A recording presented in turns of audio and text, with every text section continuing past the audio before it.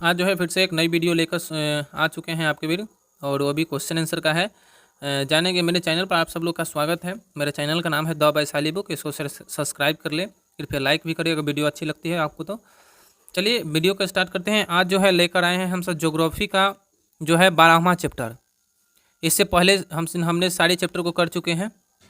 इससे पहले देखे थे जो भी चैप्टर था उसको हम सब कर चुके हैं। उसके बाद ये चैप्टर का नाम है आपका 12वां है, इसका नाम है मानचित्र अध्ययन। मानचित्र का अध्ययन यानी कि मानचित्र किस प्रकार से होता है उसका अध्ययन हम सब देखेंगे मानचित्र अध्ययन में। और इस चैप्टर के बारे में वस्तुनिष्ठ प्रश्न, उसके बाद रिक्त स्थान, उसके बाद आपको होता है कॉलम आ और कॉलम ब में मिलान करने वाला वो भी, और उसके बाद अति लघु और लघु उत्तरीय प्रश्न को हम से इसी वीडियो में देखने वाले हैं।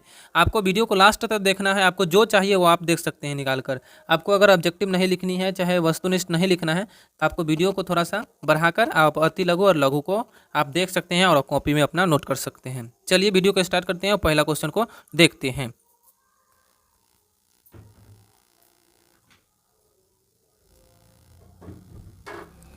चलिए देखिए, एक नंबर क्वेश्चन कह रहा है निम्नलिखित में मापक की एक विधि को सर्वमान्य बताया गया है। मापक की कौन सी विधि को सर्वमान्य बताया गया है? तो वह बाबू कौन सी विधि है? तो वह प्रतिनिधि भिन्न है। प्रतिनिधि भिन्न को मापक की सर्वमान्य बताया गया है। चलिए अगला क्वेश्चन देखिए, दूसरा है निम्नलिखित में किसका अंकन प्रतिनिधि भिन्न में होता है? किसका अंकन प्रतिनिधि भिन्न में होता है? तो इसका राइट आंसर हो जाएगा बाबू, देखिए इनमें से कोई का नहीं, यानी कि इस सब के जितना होता है मीटर सेंटीमीटर ये सब का नहीं होता, ये सब पर इसमें से कोई नहीं हो जाएगा। देखिए बाबू अगला क्वेश्चन कह रहा है, तीसरा क्वेश्चन में देखिए ये कहता है देखिए मापक में 100वें भाग की दूरी किस मापक से मापी जाती है? तो किस मापक से मापी? तो आंसर हो जाएगा कर्णिक मापक से। कौन से मापक? तो कर्णिक मापक से मापी जाती है। अब देखिए बाबू रिक्त स्थान आ गया है, तो रिक्त स्थान में देखिए प्रतिनिधि भिन्न को डैश डैश भी कहते हैं, तब प्रतीक भिन्न भी कहते हैं इसको। चलिए दूसरा है डैश डैश मापक को दीर्घ मापक या मापक के दो प्रकार हैं, तो लघु मापक और दीर्घ मापक, ये दो मापक के दो प्रकार हैं। उसके बाद है तीसरा रेखीय मापक के 3 प्रकार हैं। तो देखिए रेखीय मापक के 3 प्रकार, तुलनात्मक मापक और कर्णिक मापक और एक रेखीय मापक। इस प्रकार से तीनों हो गया। चलिए बाबू देखिए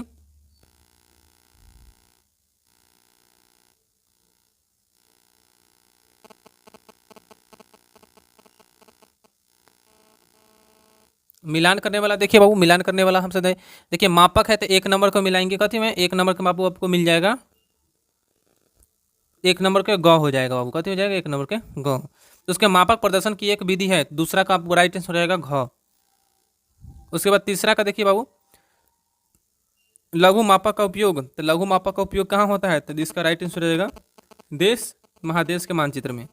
उसके बाद दीर्घ मापक तक गाँव, इसमें होगा गाँव या नगरों के मानचित्र में। चलिए इस प्रकार से लगा लिए, आगे चलते हैं। चलिए देखिए बाबू आपका को देखिए क्लास 9th का है ज्योग्राफी चैप्टर 12 का भूगोल है। सो ज्योग्राफी इंग्लिश में बोलते हैं, और मानचित्र अध्ययन 12वां चैप्टर है। इसका देखिए अब लघु उत्तरीय प्रश्न आ गया है। क्या बाबू? लघु उत्तरीय प्रश्न को पहले देखेंगे। तो देखिए अति लघु उत्तरीय प्रश्न है। तो पहला देखिए मापक का उपयोग बताए, यानी कि मापन से मतलब मापक का एक उपयोग बताना है। तो देखिए इसमें लिखे है मापक से दूरी को आसानी से मापा जाता है, यानी कि जैसे कि मान लेते हैं एक वस्तु यहाँ पे रखा है, एक वस्तु यहाँ पे रखा था, ये दोनों के जो बीच की दूरी जो होता है, जैसे कि 1 2 3 4 इस प्रकार से लिखा रहता है। ये वस्तु के जो बीच की दूरी होता है तो किससे मापा जाता है? तो यही मापक से मापा जाता है। तो दो वस्तुओं के बीच की दूरी को मापक से मापा जाता है। चलिए देखिए दूसरा है आपस से दो वस्तुओं के बीच की दूरी को मापा जाता है। और आपस यानी कि एक वस्तु यहाँ एक वस्तु यहाँ, ये दोनों वस्तुओं के बीच की दूरी को आसानी से मापा जा सकता है। चलिए देखते हैं अगले क्वेश्चन की ओर चलते हैं।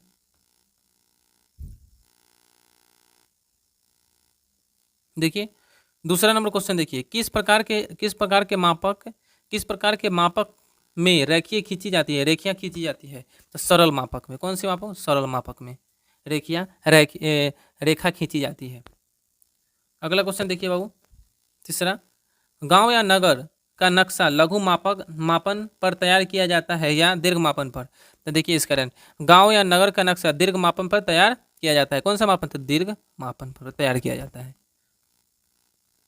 देखिए बाबू अगला क्वेश्चन आ गया देखिए लघुतरीय आ गया है। अब कौन सी आ गया? लघुतरीय क्वेश्चन, लघुतरीय बनाएंगे। तो 1 नंबर इसमें क्वेश्चन जानेंगे लघुतरीय का।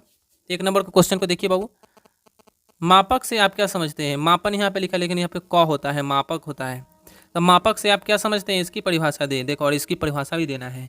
तो चलिए देखिए, इस प्रकार से लिखेंगे, मानचित्र पर दो स्थानों के बीच की दूरी, यानी कि मानचित्र पर दो स्थानों के बीच की दूरी और धरती पर उन्हें दो स्थानों की वास्तविक दूरी का अनुपात मानचित्र का मापक कहलाता है।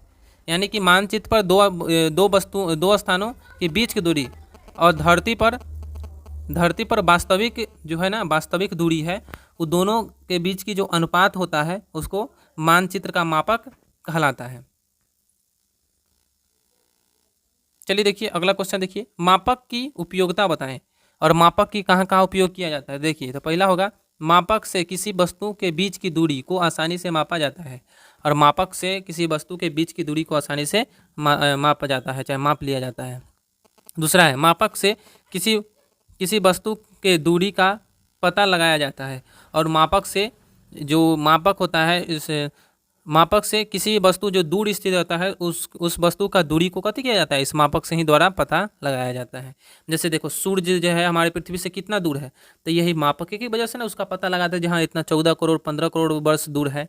चाहे मान लेते हैं इतने से हाजीपुर है, कैसे मापते हैं उसका जो कितना दूर है इतने से? तो इस प्रकार से जो है ना, तो मापक के द्वारा ही उसको मापा जाता है। तो इस प्रकार से मापक उपयोग होता है। चलिए देखिए अगला क्वेश्चन कर रहा है तीसरा, मापक प्रदर्शन की तीनों विधियों का उल्लेख करें। मापक प्रदर्शन की तीनों विधियों का उल्लेख करें। मापक प्रदर्शन की 3 विधियों इस प्रकार हैं। देखिए मापक प्रदर्शन 3 विधियों का उल्लेख करना है, और अब लिख दिया मापक प्रदर्शन की 3 विधियां इस प्रकार है। तो पहला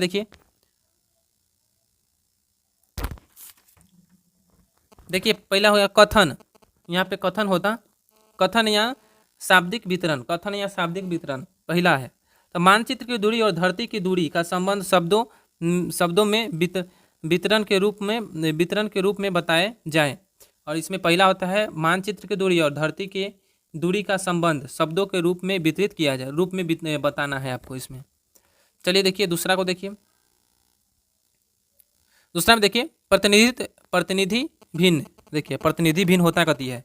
प्रतिनिधि भिन्न में अगर 1/100 अनुपात, प्रतिनिधि भिन्न में 1/100 या 1:100 रहता है तो मानचित्र पर 1 सेंटीमीटर धरती के 100 सेंटीमीटर का प्रतिनिधित्व करता है। यानी कि मानचित्र पर 1/100 रहे या 1:100 रहता है तो मानचित्र पर धरती पर कितना? 1 सेंटीमीटर धरती पर 100 सेंटीमीटर के प्रतिनिधित्व कर देता है। चलिए देखिए अगला क्वेश्चन है, देखिए बाबू प्रतिनिधि भिन्न से आप क्या समझते हैं? प्रतिनिधि भिन्न से आप क्या समझते हैं? प्रतिनिधि भिन्न के बारे में बताना है।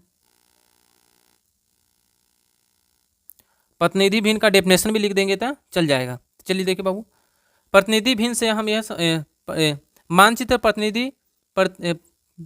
पर प्रतीत दूरी और धरती की वास्तविक दूरी का अनुपात जब ऐसे भिन्न द्वारा बताए जाते जाएं जिसका अंश 1 हो और हर माप की इकाई हो, तो ऐसे भिन्न को प्रतिनिधि भिन्न कहते हैं। तो ये आपका डेफिनेशन हो गया। चलिए आगे चलते हैं। देखिए बाबू, मापक की कौन सी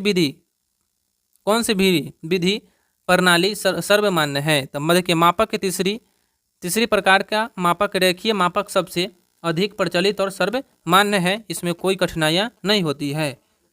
चलिए अगले क्वेश्चन की ओर चलते हैं। देखिए मापक सरल रेखीय या रैखिक मापक का उदाहरण दे। सरल रेखीय या रैखिक मापक का उदाहरण दे चित्र सहित।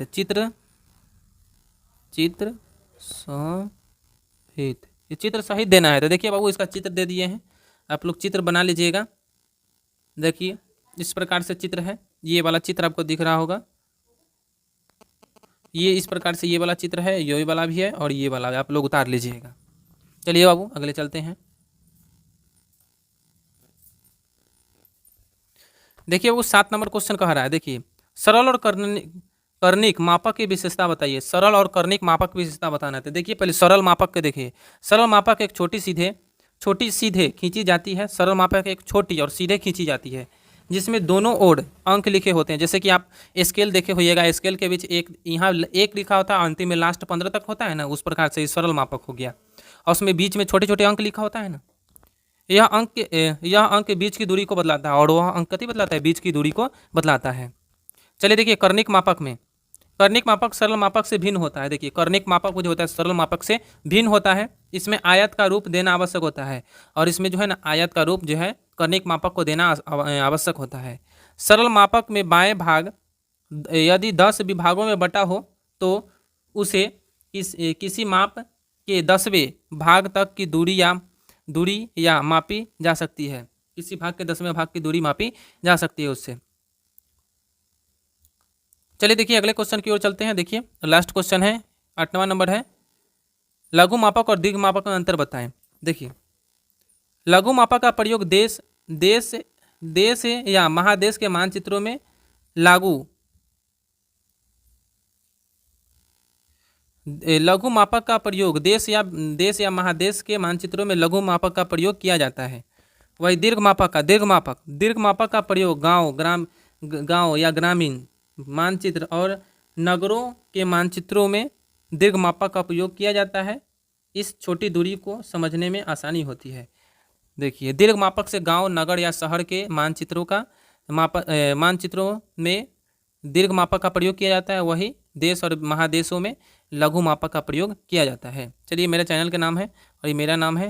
आपको किसी और चैप्टर का वीडियो चाहिए तो मेरे चैनल पर कमेंट्स करें, और सभी जो है सभी किताब का आपको इसी चैनल पर आपको सभी किताब का क्वेश्चन आंसर आपको मिल जाएंगे। चलिए फिर मिलते हैं नेक्स्ट वीडियो। जय हिंद, जय भारत।